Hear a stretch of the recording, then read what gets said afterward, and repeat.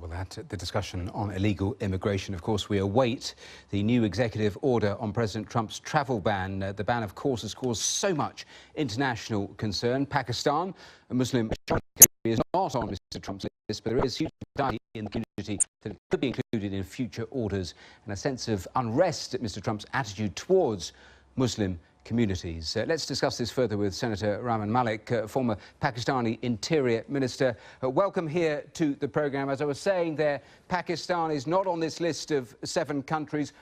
What is your assessment of this travel ban?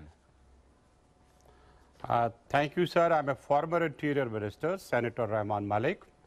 The recent ban by President Trump is prerogative, putting a ban, but I think it has not been accepted by the people of America.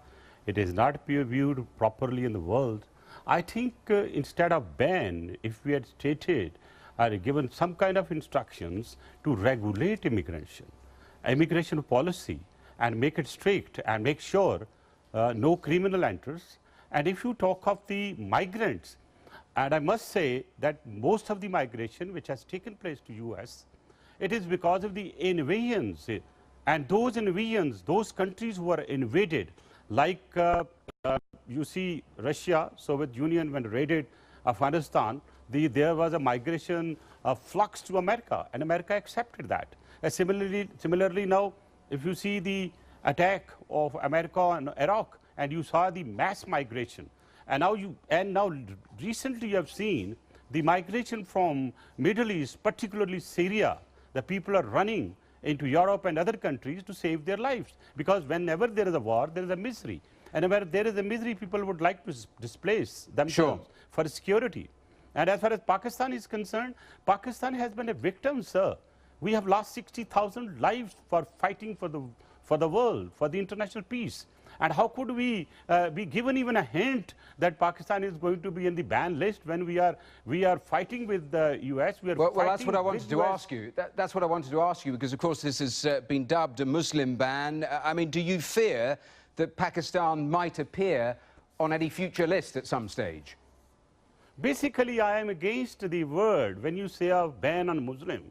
And I wrote actually 8-point letter, rather detailing about as to what are the feelings of the Muslim Ummah when you say Islamic terrorism. My dear sir, the word Islam is drawn by Islam, that means peace.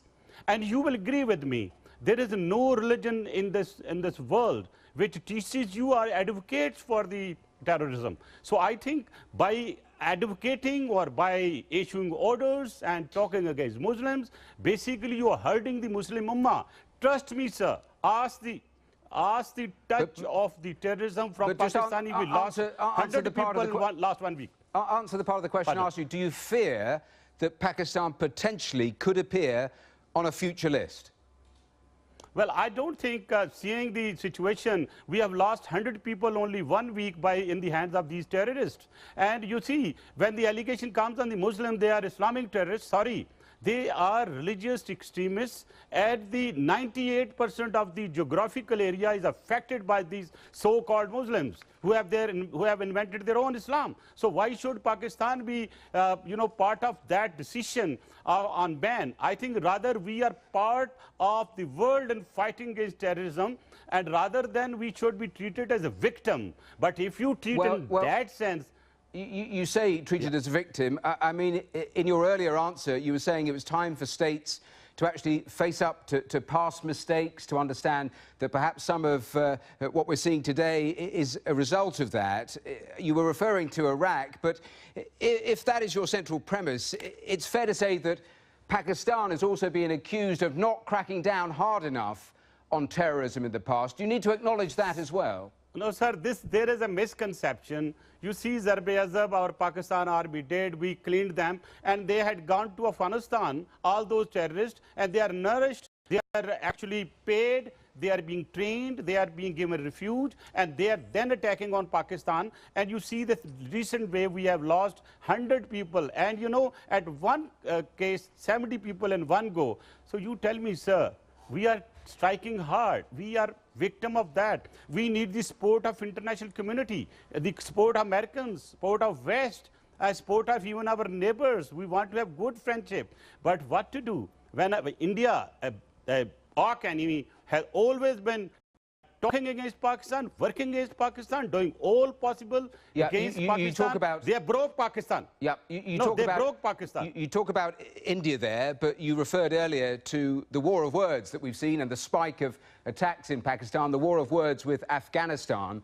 Isn't the only winner in a war of words with Afghanistan the Taliban, the Pakistani Taliban, the Afghan Taliban? Well, sir, Pakistan Taliban or Afghani Taliban, they are bad people. They are the enemies of humanity. What I mean to see, USA is in Afghanistan, and we are being supplied death every day from Afghanistan. Don't you think that America, who's controlling whole Afghanistan, can't they stop this? Can't they stop these people doing this? Can't they attack on those sanctuaries? Can't they attack their hideouts? We have no option except to use our own force to finish them. And we are very happy to work with Afghanistan. But unfortunately, Afghanistan has gone in the hands of India. And we have certain definite, authentic, substantiated proofs that India and Afghanistan are supplying this death to Pakistan. Yeah, well, you know that will be disputed from Delhi. So I'm just going to leave that and just concentrate on the issues, which has been the spike in the terror attacks in your country.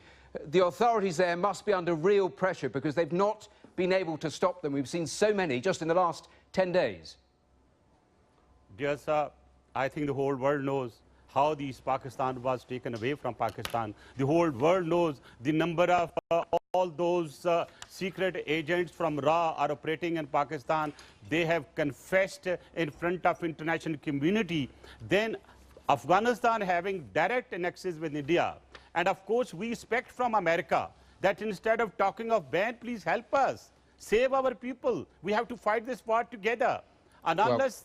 I have been even advising President Bush, President Obama in my meetings. Look, we are failing as an international community because we do not have a common strategy against our common enemy. Tell me today, sir, what strategy world has formulated against the terrorists? Except blame game? No. This is the time that if we do not work for interfaith harmony, we are actually bringing clash of civilizations, which is going to be very dangerous for the world. Senator, come on, let's get together and work for the interfaith harmony. Senator, we have simply run out of time, but thank you so much for joining us there from Islam.